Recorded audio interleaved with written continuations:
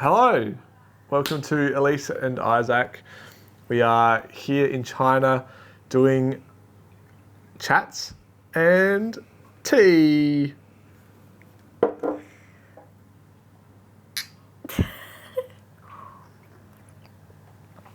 So we've just finished our 7-day adventure here we did Nanjing, Guilin. I always get Guilin, I think it is. definitely bad pronunciation, but that's one thing I guess hopefully the locals forgive us for is the pronunciation of the words. Yes. But yeah, and now we're in Yangshao in our last hotel room. Isaac's rearranged the room quite interestingly so that we can do this video for you today. We forgot our tripod too, so it really has a good setup going on right now. I've got a bedside table with my suitcase with a tissue box and then you sitting on top. Yeah.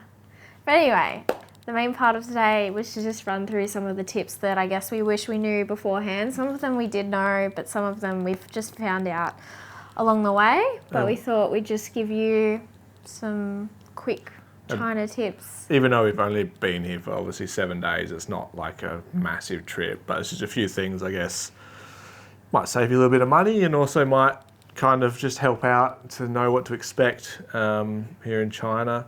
And yeah, we've had an amazing trip. We've done so much, done so many cool experiences as well. And we honestly can't wait to come back and explore more different parts of China as well. Like, there's so many things. We feel like we've kind of scratched the surface in terms of what we've done, and everyone's kind of spoken to us and told us that we need to go here, we need to go there, we need to try this, we need to come back, or everything in between. But the stuff we have done, Nanjing was very beautiful. It was a very good introduction, I think, to China. Yeah, it blended the modern and ancient culture and history of China. Yeah, a lot of history about the Ming Dynasty. Yeah. And that was a kind of a good way to see some history and see the town as well, without it being honestly too busy. We thought it would be busier, and it was I think it was good. I think something like Beijing would be overwhelming, probably. Yeah, a lot especially more overwhelming. For our first time to China, I think. Yeah. And then coming across to Guilin, it was a lot, not different. Obviously, the scenery is just spectacular. The mountains are just absolutely, wow. You drive in from the airport and it was, But it feels a lot less busy in terms of the pace of the life here. There's not as many buildings. It's not super city.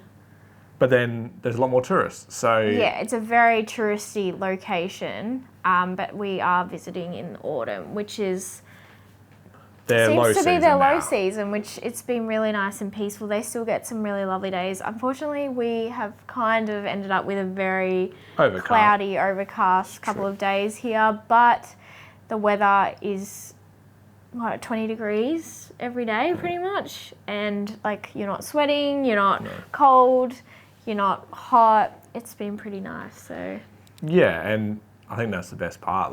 We were kind of saying, we've done a Thailand trip and we loved it, but it was so hot. It was so hot that we didn't want to do certain... adventuring and walking around, it just makes it a lot harder. And you get more tired quicker and you probably just want to head back into air conditioning, whereas it's been really different down here in the southern part of China. But yeah, I guess let's jump into our tips. We could probably talk all day about our adventures, but please watch our other video with Audi Novo Tours.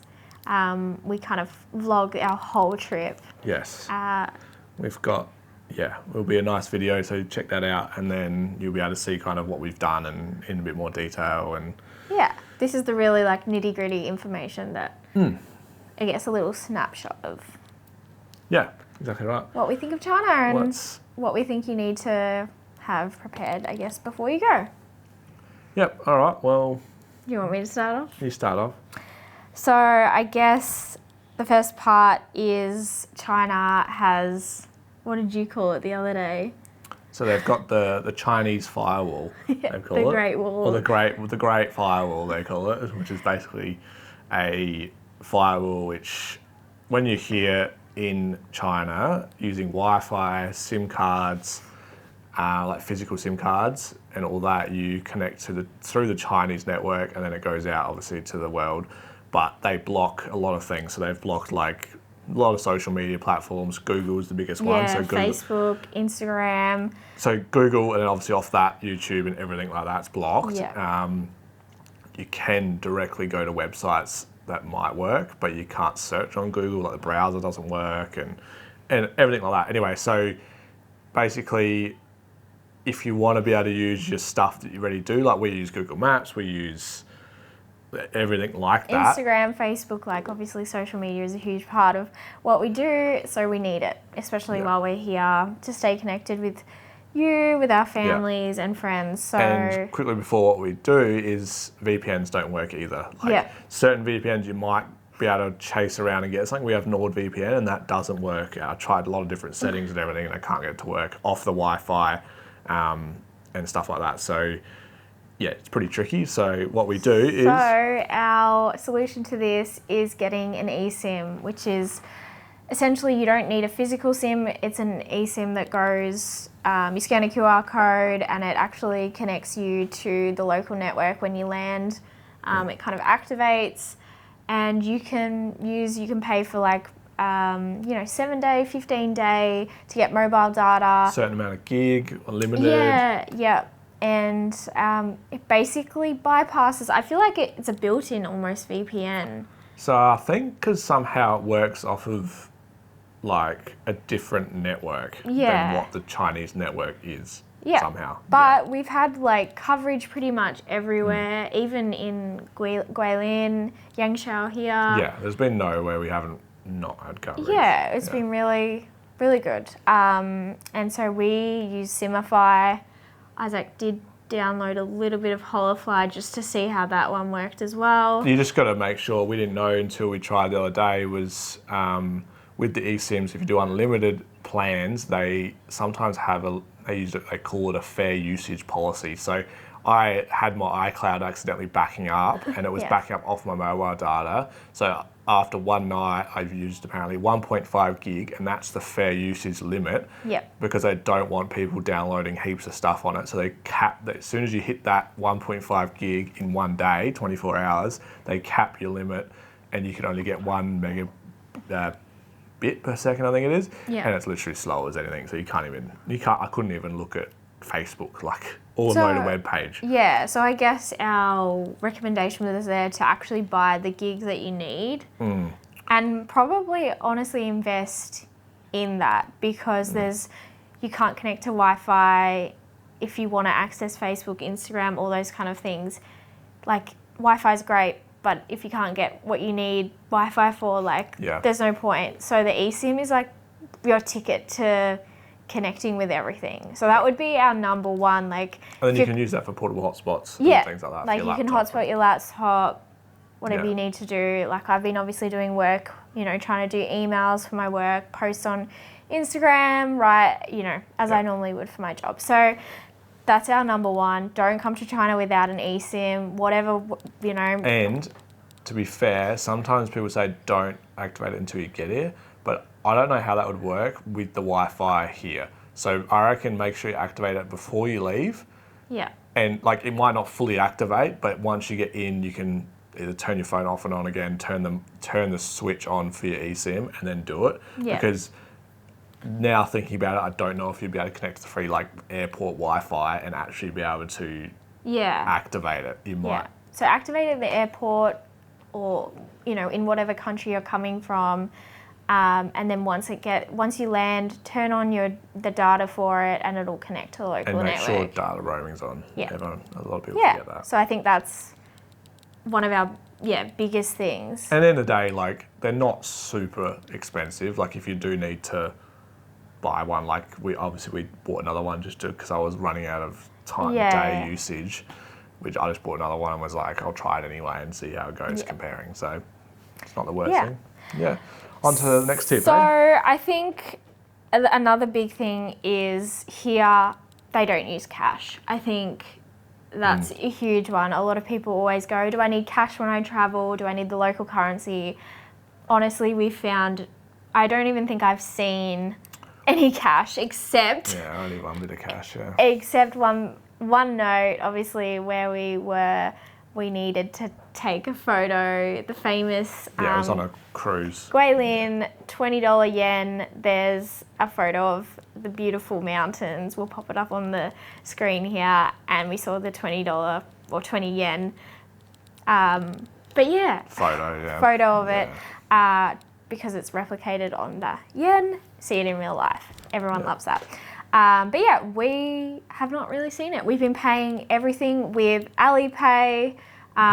Also, WeChat is another one. We unfortunately didn't get that sorted before we left, but Alipay is just, we've been able to do that with everything. All you do is if there's a store and you're going to pay, they have a QR code that you literally scan, you write in the amount that they obviously say to you, or if they don't understand, just get them to type it in.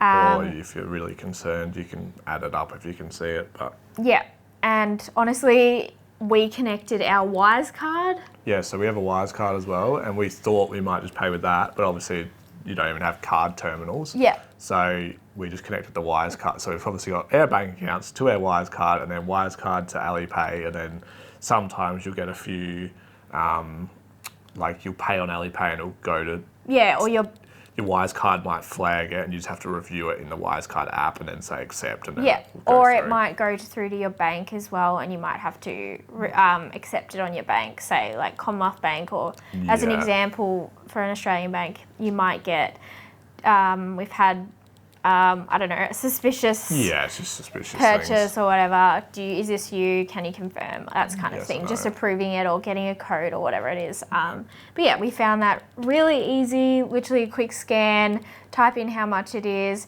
Put in a PIN that you set, obviously, and then it shoots through to them like pretty much instantly. And you can also pay other people. So we had some guides and stuff, and they paid for us, and then because we didn't have WeChat, and then we just literally Alipaid them on the spot. And you can, so kind of like a bank transfer, you can pay anyone, which is really cool, from AliChat as well. And it's just all there, tick, done. Yeah, so that's like another one. Make sure you download AliChat and WeChat just as a precaution beforehand, because you can also, we found you can order food off it as well. Yeah, it's like your go-to app, I guess, isn't it? Yeah, one-stop shop for them. So. So do that one.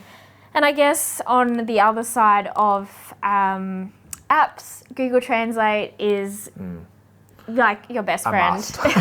A must have. We found in China not many people speak English, at least where we are, because we are exploring lesser... Obviously the older generation probably not going to speak it, the younger generation may speak it or speak bits of it, but yeah, you need Google Translate. And these days you can type in, obviously with Google Translate, you can type in what you want to say to them. You can just hold up your phone and they'll read it off it. You can input the microphone. You can talk to it. Yeah. They can talk to it, and it will tell you what they're saying. Or the best feature I like now is it says, I think it's called Google Lens on the app, and you can click on it, connect your camera, and then basically you can either take a photo of something and it will translate it, or literally I worked out you can hold it and it uses, I think it uses AI, so I could see a menu up on the wall and just hold it up there, not even take a photo, and it just goes and translates it right there and then. It's automatically changing it into English for us, so whatever language you need it to be translated into. So we were walking down one of the main streets the other day, and there's all food vendors and stuff, and we were just like, well, what's that? What's that? What's in this? What's that? And it was working pretty well. So you definitely need it, I think. Another, we haven't used it too much because we've been with a tour guide our whole trip, which has been amazing. They've been doing a lot of translating for us, and honestly, it's been so helpful. I think it would be very overwhelming coming in straight away and not like having a guide maybe. Yeah. Because we have been to Asian countries and things, and they seem to you can kind of pick what they're saying a bit, but the Chinese Mandarin, as it Cantonese as well, it's like you have no clue what they're saying. Yeah. Like unless you know some of the dialect, maybe you know, but like you hear them and you just don't understand. Yeah. Unless they're pointing and maybe using some actions, you might know, but it was pretty much impossible. So yes, we went. Obviously, we had Odinovo Tours, and they organised a guide for us for both sides of the trip. So we had an English-speaking guide in Nanjing, and then had an English-speaking guide here in Guilin as well. Yeah. And then we also had someone else which was helping us with some stuff, but they spoke English as well. So yeah. And I think that's made the trip a lot more comfortable. We're not struggling with that language barrier. Obviously, we have Google Translate, and when we have used it, that's been so helpful. And locals they're happy to read your phone if you need to. You can literally just hold it up to them, and I'm sure they're going to understand. But yeah, the local guide, it's been great. Odinovo Tours is just one, obviously, company that you can choose. But yeah, we did this. But they're also based one of their main what do you call it? One of their offices is based in China. Yeah. They've got one in Australia and Bangkok as well. So yeah, it's really cool. And they specialise in private and customised itineraries. So this tour is literally just me and Isaac going around with a guide. So this is the first time we've ever done. Yeah, this, the whole thing's been a private tour. Yeah, which is so cool. Yeah, it's been really good. So we can take our time taking photos, they understand. You know, we've got a private driver as well. And it just really does help. They can talk to locals whenever they need to. And yeah. Like today, for example, we might as well talk about it quickly now. We were walking down and we got some of this. If anyone knows what this is, have a guess. What does it look like? A stick to go fighting. Fighting stick. Anyway, is sugarcane. So we're walking through past some sugarcane fields, and the local guy was like, "You want to get some?" And I was like, "All right, let's do it." And an older gentleman literally went over and said, "Here, do this." And I chopped a bit off and pulled it off, and he skinned it. And now you can literally eat some sugarcane. Yeah, so that was an interaction that we might have felt quite, what's the word? Uncomfortable, a bit out of our comfort zone to go up and ask this man. He was a farmer, he was on the side of the road kind of thing. But obviously our local guide was like, "Hey, do you want to try this? We can go and cut it for you," kind of thing. So I think having that local knowledge as well has been so helpful, doing the extra things that maybe would frighten you if you were doing it on your own, or you don't know if you can do it. Is it safe, but is it appropriate? Is it you never want to... And recommendations. Yeah. And of course in Nanjing we wouldn't have known the history. Yeah. There's no way, half the boards are all in obviously Chinese, you could translate it, yes. But yeah, we literally had a walking history lesson. She was so, the knowledge is just incredible. And there's just so much history there. And that's the thing. I think if you were going for the history, you want to have someone. I think. Yeah, you want to have someone who can, speak about it the whole time as you're looking at things, pointing things out as you're going. Being on your left, this is this. On your right, this is this. Just even in the car. And remember, especially if you're from Australia, we were on that. We were quite overwhelmed. It was not we're not lying. It was where we in Nanjing. We were the only foreigners probably there. We maybe saw one other. I think over 3 days and. A lot of people would stare at you. It's different. A lot of people would stare at you. A lot of people would look at you. a lot of people were nicer as well. Yeah. We had a lot of people come and say, "You're beautiful. You look so nice." I think it's just something that they don't see every day, especially in this part of China. I think different if you head to the popular destinations like Beijing, Shanghai, those kind of cities, but where we were, you kind of have to get used to being the only non-Asian or foreigner, like wherever you look. And like, it's not a bad thing. Like, you don't feel. I don't think we felt unsafe by it. No, I don't feel unsafe. But I think I just know that people are looking at me, and I mean, I'm wearing a dress, I'm wearing a colourful dress, and I'm not trying to blend in normally, so that's on me. But it, like, where we're leading with that is there is lots of people around. Like, there's a lot of Chinese tourists. They travel obviously domestically, and there's a lot of people around. Like, so if you don't have a guide, it can be very overwhelming. Like, where do I go? How do I get here? Like, how do I get on this little transit bus to go from here to there?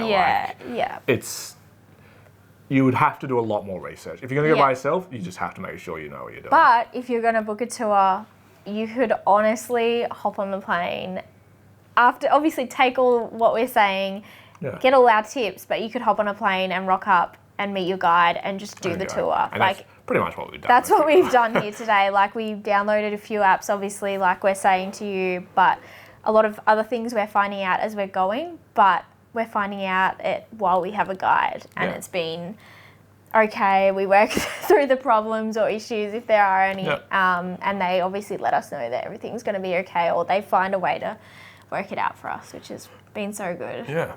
And well, on that, talking about flying and planes, I guess we'll talk about passport situation and maybe some power banks. Yeah, so at the moment for Australians, we have, I think, 15 days where we're allowed to be in China visa-free for tourism, business, and I think leisure as well. And then after that, I think it might be going to 30 days, but I'm not sure. Which means it's a lot easier for us to go in. We literally We just got there in the airport and showed our passport and... filled in a declaration form similar to what you would fill in if you were coming back to Australia. It was like a written form, put your details in. But it wasn't like in terms of declaring your baggage or anything. No. It was just kind of like where have you been? What place did you been to? Which is kind of similar. Are you travelling for business, all that kind of stuff. So I would say it's very similar to what you fill in for an Australian or person coming back into Australia, that little arrival card. Yep. And the people at the airport were so helpful in like being like, here, fill out this kind of thing, do this. So. Go out through the immigration. Yeah, and then you just show that with your passport, and then they pretty much stamp it if you aren't doing anything wrong, obviously. You scan your fingerprints and stuff. Oh, yeah, fingerprints, and you go on through. And like obviously on top of that, Chinese security is quite high. So you basically, compared to some other countries where we've left passports in a hotel, which I don't know if we should have either, but we do. Here, you want to take it everywhere with you. So even the citizens have their own ID and they take that everywhere. Obviously, like a driver's license, we would, but we don't get asked for that everywhere. Yeah. Whereas everything we do, activity-wise, is basically needs your passport. Yeah. So like, obviously hotels, that's a given, but like you go to a walk, we went for free down the road the other day in Grey Lynn to the Elephant Hill. Yeah. To get in the entry, even though it's free, you need to show your passport. So we even forgot at that time, and we showed it on their phone. They allowed us in. That was fine. But like any activities, like just to buy tickets for like attractions. They want to scan your passport. Like we did a river cruise. And they just want to see his passport. And they want to see your passport and scan your face and all that kind of stuff. So security is pretty. And I can imagine if you were pulled up by the police or something, they would want your passport right then and there. Because I don't know if you didn't have it, I don't know how you would. Yeah, I mean we didn't find out, but just make sure you have it all the time, even if you're just doing a quick duck out across the road from our accommodation, just have it on you. Just to avoid disappointment, avoid getting potentially pulled up by the police if it happens. But that's our big thing. Pretty much with the passports. So back to the airport. And security situations. Yeah, so going through security was pretty intense, but this was us travelling domestically. So we were going from Nanjing to Guilin. We did a domestic flight and... It's still in the international airport. I think they're all international airports. They're just the same thing. But so basically, obviously, had to take out all your laptops, your chargers, your batteries. And recently they brought in a new law, which we found out with power banks, I think because a lot of issues with the power banks on airplanes at the moment, they've cracked down on which ones you're allowed. They've just bring out their own rule, basically, And I have had a power bank for a while now, and it's not... I think it's called the Triple C or the Quad C. Isaac will put it on the screen. Triple C standards, which is like, it has to have this little marking on it saying it's Triple C standards. Yeah. And then it's allowed. It's allowed if it has the Triple C. Yeah. If it doesn't have this, if your power bank doesn't have this, they will actually confiscate it, unfortunately. So I did lose my power bank. They said you can send it, like you could get it sent to you. Yeah, but we were only going to be here for 7 days, so I was and it's an old one as well, so we're just like, whatever. Yeah.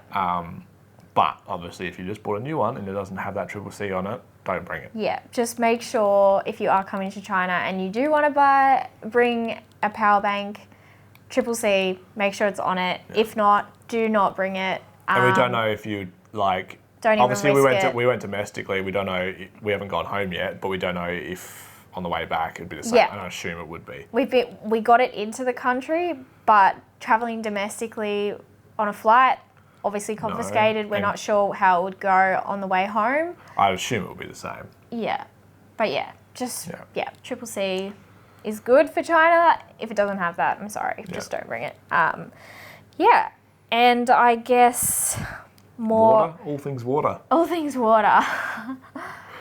Well, bottled water to start off. Yeah. I looked up online before you came and it said this water isn't safe to drink still, which I don't know if they do use that water or not. And I don't know how safe, maybe certain areas it's not. We're just kind of stuck to bottled water. Be safe doing that. And the guides, if you go on a tour and stuff, they'll give you bottled water every day, and the hotels give you bottles of water. And we haven't had to buy any ourselves. We literally haven't had to buy anything. We've just been kind of hoarding them from our tour guide every day or the hotel water, like in the rooms. And if you want more, you can always ask. Like they'll give it to you probably. So just obviously brushing teeth as well. Just use the bottled water. Just don't risk it. You might as well. Like even though you're in a different country, you might as well. Like it's safe. Yeah. We haven't had any real issues. We've both been okay. You haven't had any bad issues.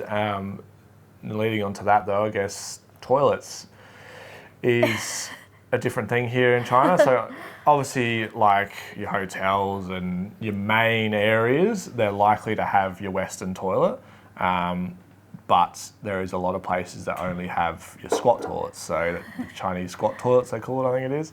And I don't know if you've seen one. It kind of, you'll see a photo here, but it looks like a slit in the ground and stuff goes through it, and that's about how it works. So obviously that is a bit of a different experience. I haven't had to use it. Elise has. It was kind of a bit traumatizing for me, but I'd never used one before. So a lot of things went a little bit wrong, but it's fine. Everything was fine.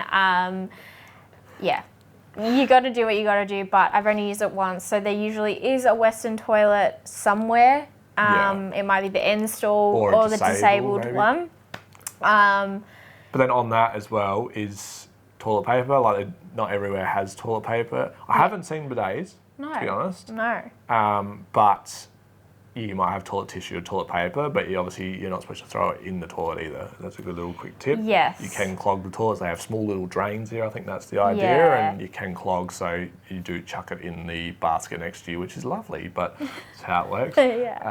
Some hotels, like they don't explicitly tell you not to flush it. quite interesting. I have and I haven't been. I'm probably doing it wrong, but there's always a bin right next to the toilet for you to put tissue, like the toilet paper in after using it. So it's kind of one of those things. You probably throw something in the toilet. You're just used to it. It's hard. Just how you go. Yeah, like, just try your best, I guess. Yeah, exactly right. But yeah. And on that toilet note, I know. Why did we end on this kind of note? I don't know what else we have to say, but yeah, I don't know. We've enjoyed China and it's been fun, and I think it's been, what's the word, like, better than what we thought it was, I think. Yeah, China's kind of never been at the top of both of our lists. So. And I think now we kind of go, like, it'd be nice to go to somewhere like maybe Shanghai and see it, like, it'd be maybe for a few days and see a bit more. You could do more food culture, you could do a bit more city life, but then you could go to Beijing, but you see could go the Great Wall of China, obviously. Or you could go a lot of history in Beijing as well if you're there, or I don't know. I think China has like all different areas that what's the word, for every type of traveler. Like if you want nature, you can go to Guilin is obviously one example. If you want the history, Beijing, or And it seems like the food, like they say, the food changes everywhere. Like the food between Nanjing and here is quite different, and they have their own specialties and local rice noodles and different things. So I think definitely it's worth researching and having a look what you kind of think you like. But also be open to trying it. Like I know a lot of. I think a tour. Going back to the tour way of doing things, I think. Yeah. Especially in a country you're not too familiar with, it is amazing. Like it really was a good experience, and you can't fault what they've done. Like they've been excellent for us. And obviously we've been a little bit worried about like what food we should be eating, just in case it might upset our stomachs, but.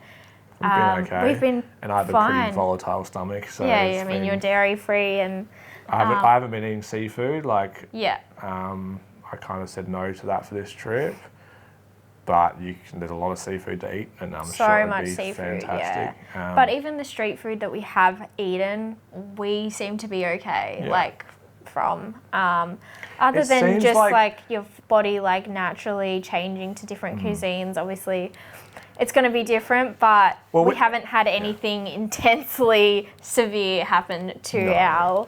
And we've kind of we always stick by a little rule probably ourselves. We kind of go, if the street food, if it's sitting there by itself, not doing much, or if it's ready cooked and it's just sitting there, we probably won't go get it. But if we see someone cook it right in front of us, we probably will give it a go. Like last night, you see, I can put it on the screen, we had like this wrap thing, and it had good. Chicken in it and like salad and different things, and we were a bit like, but we were like, all right, you'll have it, and we're all right. Well, it's only been one day, I guess, but we're all right still. And that was fantastic. It was hot, it was nice, it was fresh. Probably one of the best things we've had. But then it's interesting, like you go down the market today, we went for a cooking class, and all the food's just lying out, and we're like, is that going to be okay? It's going to be okay, but it's like, I guess they do it all the time, but they used to it. I guess they are, but we'll soon find out, I guess. But I don't know what else to say, but it's been fun, and I hope you guys enjoy this style of content. This will be the second, hopefully, video that comes out for this. Where we're just chatting away, and But thanks for watching, and we'll catch you next time on our next adventure, wherever that may be. Who knows? Leave it in the comments if you know. We don't even know. Yes, we do. No, we do actually. We've got exciting trip planned not far from Australia. Take a guess. Stay tuned. See you next time. Bye. Imagine if it wasn't filming. I was literally thinking that.